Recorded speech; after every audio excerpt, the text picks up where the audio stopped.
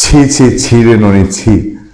একটা ফানি ভিডিওর কয়েকটা গান আছে না, খুব খুব সুপার ডুপার ভাইরাল হয়েছে গত রোজার সময়, আরেক রোজা আসলো বলে। এখন আমাদেরকে এসব খবর দেখে বলতেই হয় ছি ছি ছি ননি ছি। চ্যান 24-এর ফটো কার্ডটা আমার সামনে। এই চ্যান 24-এর ফটো কার্ডে যা লেখা আছে সেটা আপনার আমার কানে অনেক সময় বাজতেই পারে এই জামানায় এসে।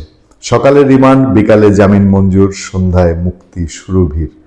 সুরভিকে চেনে গেছে বাংলাদেশের মানুষ, যতটা নেত্রী হিসাবে, যতটা অগ্নিকন্যা হিসেবে, তার চেয়ে বেশি চাঁদাবাজির অভিযোগে অভিযুক্ত হিসেবে একজন নারী, লেডি চাঁদাবাজ, যিনি 50 কোটি টাকা চাঁদাবাজির দায়ে অভিযুক্ত।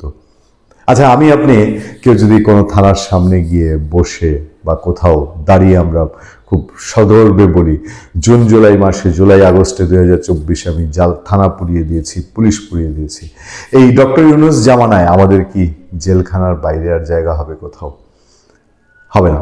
কিন্তু এই দেশেই এই ধরনের চাঁদাবাজির অভিযোগ যখন উঠছে, যখন একটা ছেলে থানায় বসে পুলিশ পুড়িয়ে দেওয়ার কথা, থানা পুড়িয়ে দেওয়ার কথা বলছে, তার 24 ঘন্টার মধ্যে স্পেশাল কোর্ট বসিয়ে তার জামিন হয়ে যাচ্ছে। সুরভিদের জামিন হচ্ছে, সকালবেলায় রিমান্ডের আদেশ হচ্ছে, বিকালবেলায় জামিনের আদেশ হচ্ছে, সন্ধ্যাবেলায় কারাফাটক থেকে মুক্তি ঘটে যাচ্ছে। এই বাংলাদেশেই 86 বছর বয়সের লতিফ সিদ্দিকী 3টা মাস প্রায় জেল খেটেছেন। তাদের জামিন দুনিয়া ঘুরতে ঘুরতে, লয়ার কোর্ট হয়ে, জজ কোর্ট হয়ে, উচ্চ আদালতে গিয়ে সেইখানেও আবার জামিনের সময় ঝামেলা হয়। আমি শুধু কেন লতিফ সিদ্দিকী বলবো, সারা বাংলাদেশে আনাচে কানাচে আপনার ডানে বামে কত মানুষ আছে যারা কোনোভাবেই জামিনের মুখ দেখে না। যেমন পাওয়ার অধিকার কি শুধু সুরভিদের? জামিন পাওয়ার অধিকার কি শুধু মাহাদিদের, হবিগঞ্জের? আর আর কোনো মানুষের নাই? মানে ডক্টর ইউনূস বা তার মেটিকুলাস ডিজাইনের যারা পার্ট, তারাই শুধু জামিন পাওয়ার অধিকার রাখেন?